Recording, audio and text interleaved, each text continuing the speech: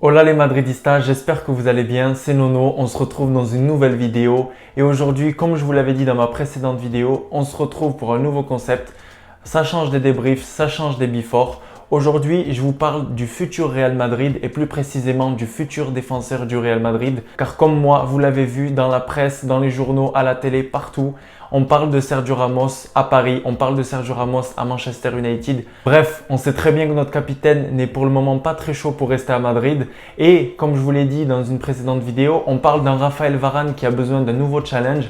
Ce dernier aimerait aller en Premier League et plus précisément à Manchester United. Donc moi aujourd'hui, je vous donne les 4 potentiels remplaçants de Sergio Ramos ou de Raphaël Varane. Car on ne sait pas si les deux vont rester là cet été ou s'il y en a un des deux qui va partir.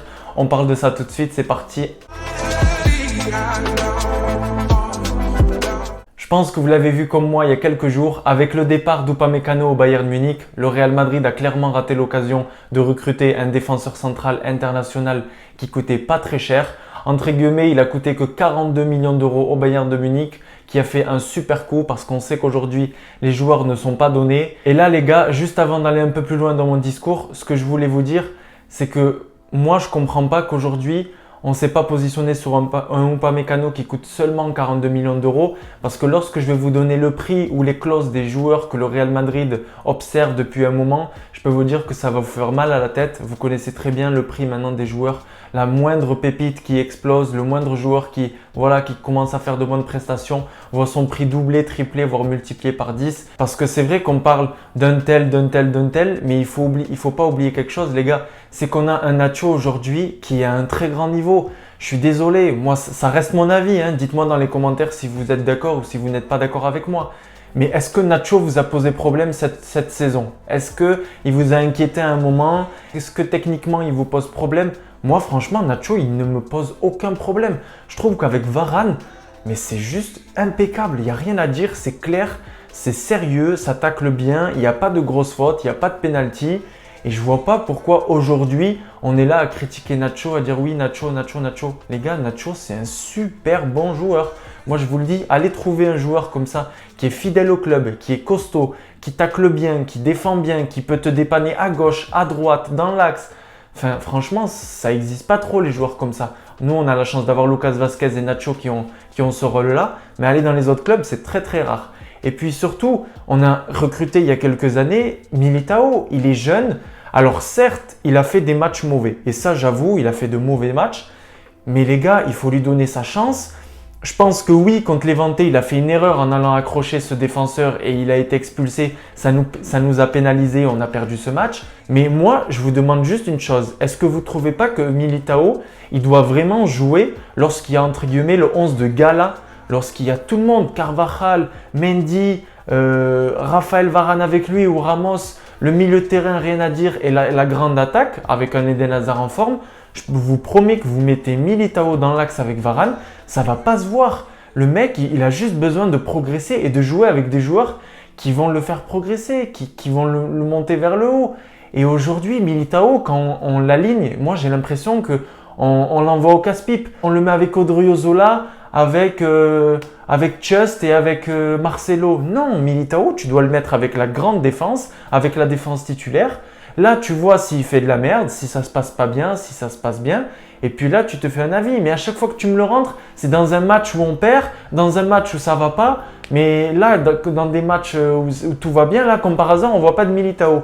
Donc moi, je vous le dis rapidement et je clôt le débat. Je clôt juste mon discours. Je vous le dis, Militao, il doit plus jouer. Il doit jouer beaucoup plus souvent. Et là, je vous dirais, Militao, il est nul, il n'est pas bon. Mais pour le moment, moi, je ne peux pas juger. Vinicius, il a énormément joué. Je vous ai dit, il est nul. Militao, pour le moment, je ne peux pas vous dire s'il est horrible, s'il doit quitter le Real Madrid ou quoi que ce soit. Et s'il y a Tottenham et le Bayern de Munich dessus, et vu les saisons qu'il a fait à Porto, moi, je trouve que c'est un très bon joueur et qu'il doit avoir sa chance. Bref, on revient au sujet principal. La première option pour ce Real Madrid 2021-2022, pour cette nouvelle défense centrale, eh bien les gars, c'est David Alaba, c'est l'Autrichien de 28 ans qui joue actuellement au Bayern de Munich. Il est clairement en train de négocier avec le Real Madrid, personne ne le cache. ni la direction madrilène, ni les représentants du défenseur autrichien. Moi, ce que je pense de ce joueur, les gars, c'est que c'est un très bon défenseur. Il a une qualité, c'est qu'il peut jouer défenseur central, arrière gauche et numéro 6. Donc parfait pour remplacer Casemiro la saison prochaine s'il est amené à être blessé ou à être suspendu. Il peut soulager cet axe de la défense et puis il peut remplacer Mendy un jour où Mendy est suspendu, pareil, où il est blessé, parce qu'on sait très bien que Marcelo va partir cet été et je le souhaite. Et David Alaba, il est libre. Donc déjà, c'est une chose qui est bien pour le Real Madrid. On a juste à payer son salaire et clairement, il y aura juste quelques millions de bonus, mais le joueur ne va pas coûter une blinde. Et ça, c'est intéressant au vu de la situation. Et donc, il y a quelques semaines, on voyait dans la presse espagnole, dans la presse européenne, qu'il y avait carrément un accord qui avait été trouvé entre le Real Madrid et David Alaba et qui était aux alentours de 11 millions. Donc, en soi, c'était très intéressant. Il allait signer pour 4 saisons. Et donc, c'était très bien parce que c'est ce que le Real Madrid voulait mettre sur un défenseur central au niveau du salaire. Et puis, il n'y a pas à le payer. Sauf que depuis, il y a Manchester City qui est entré dans la danse, il y a Chelsea qui est entré dans la danse. Et puis, du jour au lendemain, voilà, on a les représentants d'Alaba qui nous disent que Alaba veut un salaire de 22 millions d'euros par an. Non mais les gars, est-ce que comme moi, vous hallucinez franchement? Le mec, c'est Alaba, hein. Attention, c'est pas Van Dijk, c'est pas un Ramos. Les gars, c'est Alaba.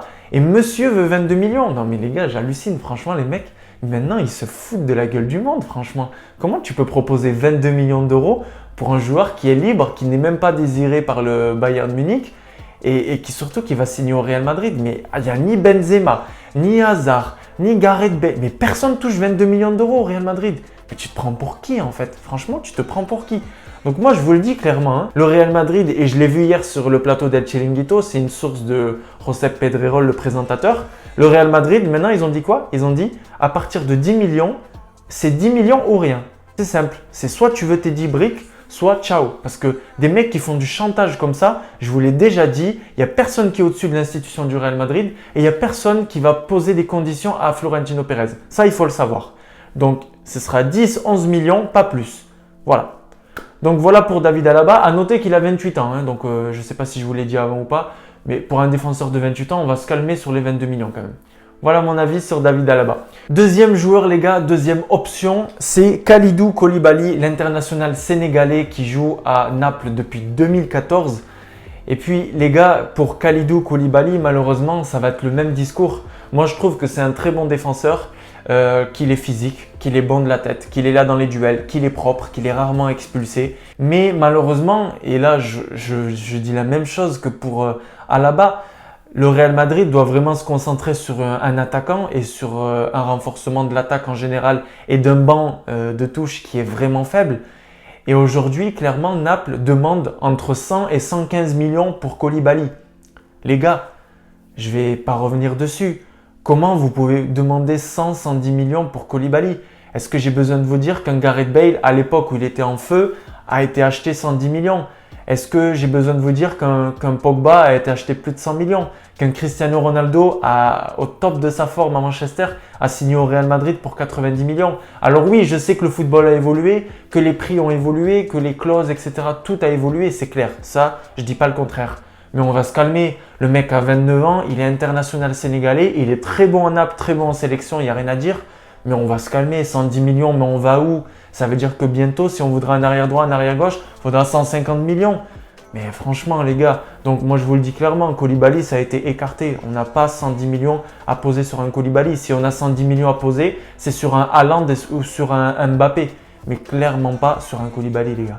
Troisième option pour le Real Madrid en défense centrale les gars, c'est Jules Koundé qui évolue actuellement au FC Séville, qui a marqué un but magnifique la semaine dernière en Coupe du Roi face au FC Barcelone. Mais moi Jules Koundé, je le suis depuis ses débuts au Girondins et je le suis au FC Séville depuis la saison dernière. C'est un joueur moi qui me bluffe les gars. Au niveau de sa sérénité sur le terrain, il est calme, il joue posé, il est très propre, il me fait vraiment penser à Raphaël Varane. Moi je vous le dis, au niveau de la tête, c'est pas le même jeu. Mais au niveau de la sérénité sur le terrain et de ce qu'il peut faire au niveau des tacles debout, au niveau des tacles très propres, moi il me fait vraiment passer à Raphaël Varane. Il est très mature, il a 22 ans comparé à Raphaël Varane qui est arrivé au Real Madrid aux alentours de 18-19 ans. Il a 22 ans, il s'est imposé dans cette équipe de FC Séville qui marche très bien cette année, qui reste sur 15 victoires lors des 18 derniers matchs. Donc franchement, il y a de la concurrence. Et puis, chose très intéressante avec Jules Koundé, les gars, c'est qu'il fait seulement 1m78, ce qui est très rare pour aujourd'hui un défenseur central professionnel dans un top 5 d'un championnat comme l'Espagne. Il fait 1m78. À l'inverse, il est très costaud dans les duels sur ses appuis.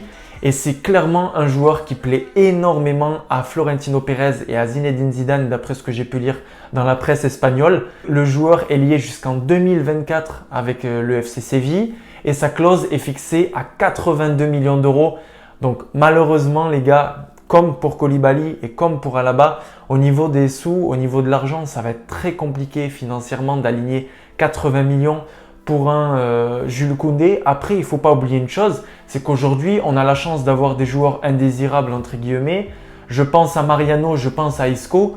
Pourquoi pas, dans un futur proche, peut-être cet été ou l'été prochain, selon ce que va faire le Real Madrid, poser Isco et Mariano plus tel montant. Par exemple, on pourrait faire un Isco Mariano plus 40 millions et se libérer de la masse salariale d'Isco qui a 6 millions et de Mariano qui a 3-4 millions, leur donner un chèque avec et récupérer le jeune défenseur qui pourrait être excellent en défense centrale.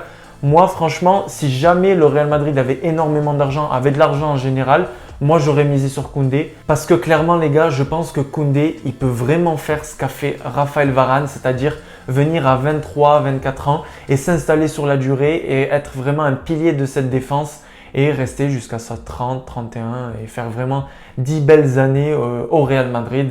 Donc voilà pour Jules Koundé. Dites-moi dans les commentaires ce que vous pensez de Jules Koundé et quel défenseur vous aimeriez voir. Et puis les gars, quatrième option, là je vais vous parler d'un international espagnol qui a 24 ans, qui évolue sous les ordres de Emery à Villarreal. Eh bien c'est Pau Torres, donc qui est un défenseur de 1m91, très bon jeu de tête, très propre, qui a connu sa première titularisation avec la sélection espagnole sous les ordres de Luis Enrique, qui lui donne beaucoup de confiance. D'ailleurs, pour la petite anecdote, il a commencé à jouer avec Sergio Ramos en défense centrale.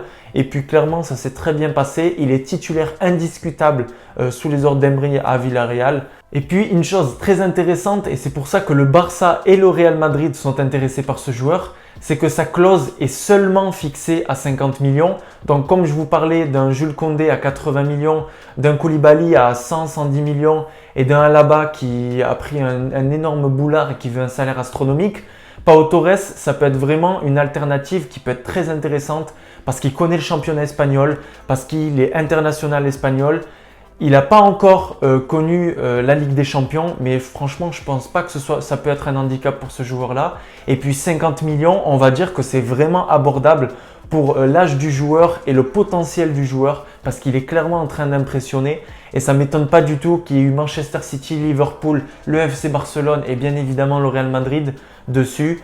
Donc voilà pour Pau Torres. Moi, si je devais choisir vraiment les gars parmi les 4 options que je vous ai présentées, c'est-à-dire Alaba, Koulibaly, Koundé et Torres, moi je choisirais en numéro 1 Torres et puis après j'irais me projeter sur un Koundé pour le futur. Mais je pense que cet été, ça peut être très bien de recruter un Pau Torres. Donc voilà les gars, c'est la fin de cette vidéo. J'espère qu'elle vous aura plu. Dites-moi dans les commentaires quelle est la meilleure option pour vous au niveau financier, au niveau tout simplement au niveau du football même. Quel défenseur vous préférez? Est-ce que vous êtes plutôt team Alaba, team Koulibaly, team Koundé, team Pau Torres? Et puis dites-moi si vous pensez une dernière fois que Sergio Ramos va rester au Real Madrid les prochaines années ou s'il va partir à Paris ou à Manchester.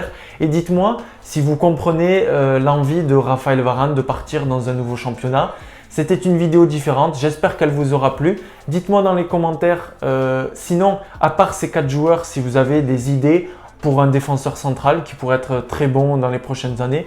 Un défenseur central que j'ai oublié de citer parmi ces 4 exemples. Et puis les gars, comme d'habitude, merci d'être de plus en plus nombreux à me suivre. Merci de liker, merci de vous abonner. N'oubliez pas d'activer la cloche de notification, très important pour recevoir les alertes lors de la sortie de mes nouvelles vidéos. On se retrouve nous dès vendredi pour le before du match Valladolid Real Madrid. Salut les Madridistas.